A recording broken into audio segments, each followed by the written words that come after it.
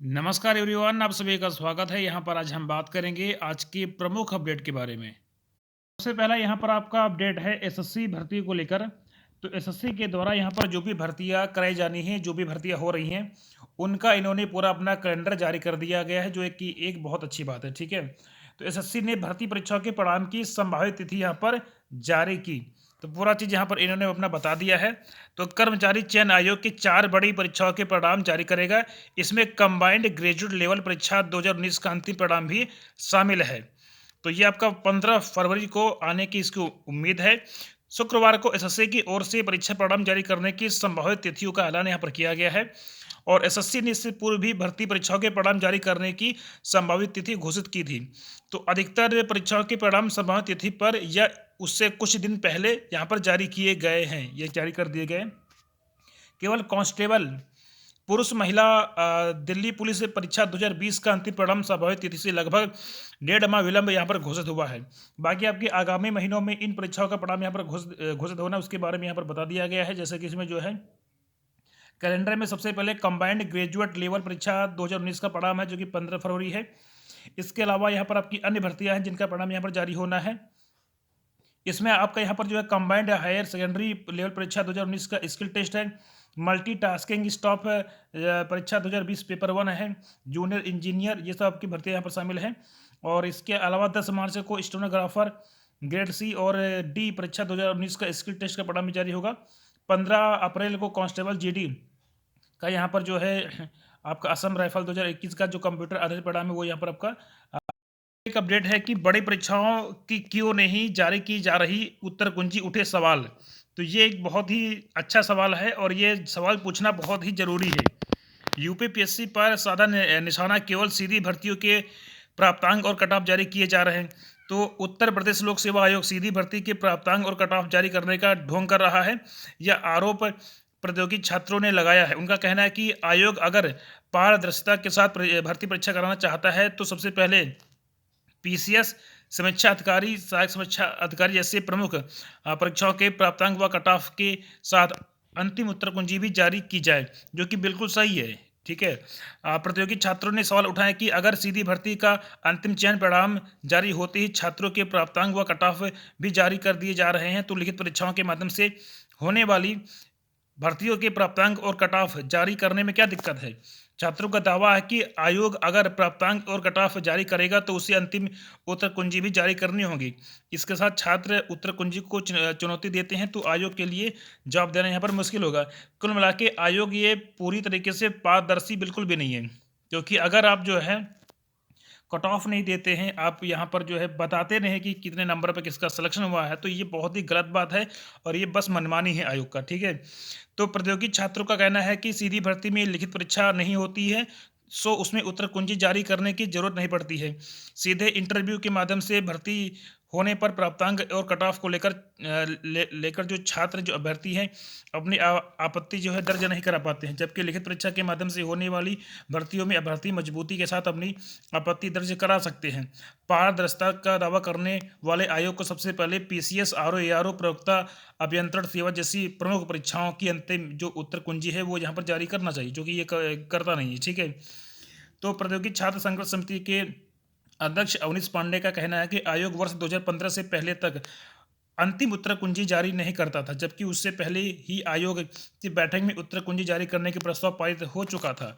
अभ्यर्थी जब कोर्ट गए तो आयोग ने 2015 से उत्तर कुंजी जारी करना यहाँ पर शुरू किया है और इसके बाद पीसीएस 2015, 16, 17 की उत्तर कुंजी में सवालों के विवाद को लेकर अभ्यर्थी कोर्ट गए और परीक्षाओं के आयोजन पर सवाल उठने लगे और आयोग यहाँ पर 2019 या इसके बाद परीक्षाओं की अंतिम उत्तर कुंजी जारी इसने नहीं किया है। ठीक है। तो ये एक काफ़ी जो है दिक्कत वाली बात है। जैसे कि अभी आरओ का आया परिणाम आया तो उसका कट ऑफ ने बताया गया कि किसका क्या कट ऑफ गया है, उसका जो संशोधित उत्तर कुंजी है वो यहाँ पर।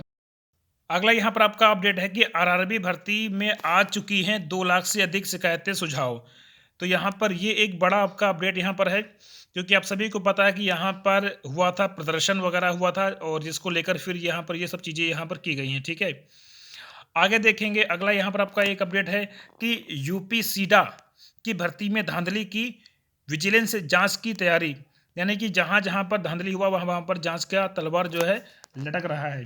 तो यूपी सीटा में 13 साल पहले हुई भर्तियों में धांधली के मामले में शीघ्र ही 6 अफसरों के खिलाफ कड़ी कार्रवाई हो सकती है। और यही नहीं, अवस्थापना और औद्योगिक विकास विभाग इस मामले में आगे की जांच विजिलेंस को सौंपने की तैयारी यहाँ पर कर रहा है। दरअसल यहाँ पर ये वर्ष 2008-9 में उत्तर प्रदेश यानी कि जो है यूपी सीटा में 179 पदों पर भर्तियां हुई थी और ये पद समूह ग और घ के थे।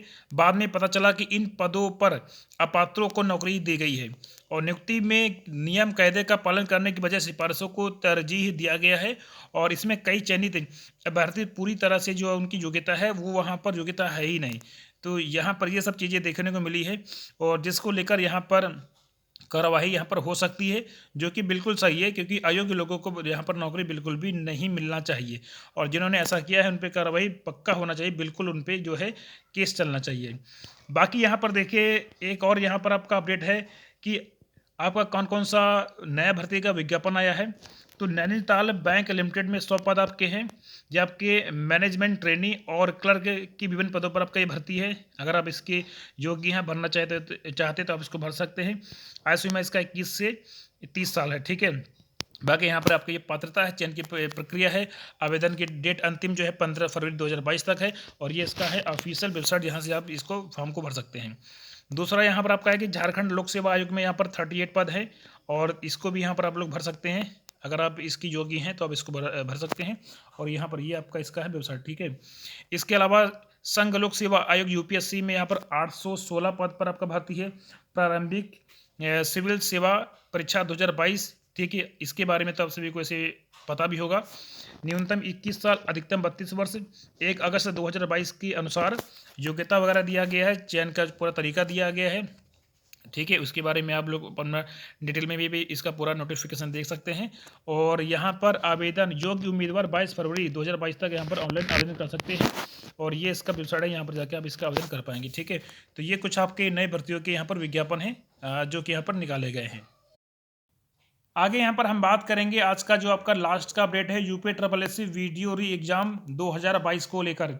तो काफ़ी सारे बच्चे यहाँ पर कन्फ्यूजन में हैं, वो अपनी तैयारी को ठीक से नहीं कर रहे हैं। तो एक बात मैं आपको अच्छे से बता दूं कि वीडियो री एग्ज़ाम आपका 100% होने वाला है और आपका चुनाव के बाद ये भर्ती यहाँ पर पूरी कंप्लीट करा ली जाएगी। कई सारे बच्चे यहाँ पर कन्फ्यूज हैं कि क्या बच्चे जो इसमें जिनका नाम आया था वो कोर्ट जाएंगे।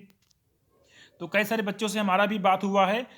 इसमें से कुछ बच्चे कह रहे थे कि हम कोर्ट जाएंगे और कुछ बच्चे बोल रहे थे कि हम कोर्ट नहीं जाएंगे, क्योंकि फैसला जो है वो आयोग के पक्ष में ही आना है। क्योंकि 70% जो सीटें हैं उन पे धांधली हुआ था, ठीक है। 1300 के आसपास बच्चे ऐसे ही पकड़े गए हैं, पाए गए हैं, जिन्होंने छेड़छाड़ जिनकी उम्र में था या जिन्होंने जो है गड़बड़ी किया है। तो यहाँ पर कोई तुक बनता ही नहीं कि ये जो फैसला है वो बच्चों के पक्ष में जाएगा। फैसला जो है बच्चों के पक्ष में जाना ही नहीं है, बिल्कुल नहीं जाएगा। तो आयोग का सबसे पहला काम यही है कि आयोग सबसे पहले इस भर्ती को पूरा करना चाहता है और चुनाव के बाद ये भर्ती आपका बहुत जल्द कंप्लीट हो जाएगा, ठीक है। चुनाव के बाद अप्रैल मई तक यहाँ पर इसके पेपर के होने की पूरी यहाँ पर संभावना है, ठीक है। तो इस बात को यहाँ पर आपको ध्यान में रखना है। और कई सारे बच्चे यहाँ पर जो है तरह तरह की बातें कर रहे हैं, उससे कोई फ़ायदा नहीं होना है, ठीक है।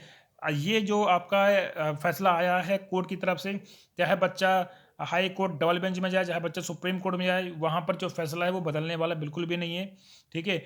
तो जो बच्चे यहाँ पर इसका फॉर्म भरे थे, अपनी तैयारी करिए अच्छे से और इस बार कोशिश करिए कि आपका नाम इस भर्ती में, इस परीक्षा में आपका आ जाए। और आयोग की तरफ से, आयोग का जो सबसे पहले यहाँ पर सिस्टम है वो यही है कि यूपी SSC वीडियो का जो पेपर है उसको कराना और उसको फाइनल करना, ये आयोग का सबसे प्रायोरिटी में उनकी लिस्ट में ये आपकी भर्ती है, ठीक है। तो आपके चुनाव के बाद ये भर्ती का जो परीक्षा है वो बहुत जल्द होगा। तो इस बात को ध्यान में आपको रखना है और ये 100% आपका जो भर्ती है वो यहाँ पर होने जा रही है, इसका पेपर जल्द होगा। तो अपनी तैयारी को बना के रखो, अपनी तैयारी को करते रहो और यहाँ पर किसी की बातों में बिल्कुल भी मत आइए, ठीक है। क्योंकि कोर्ट ने जो फैसला दे दिया है वही फैसला यहाँ पर आपका मान्य है और उसी हिसाब से यहाँ पर जो आयोग अपना काम करेगा, ठीक है।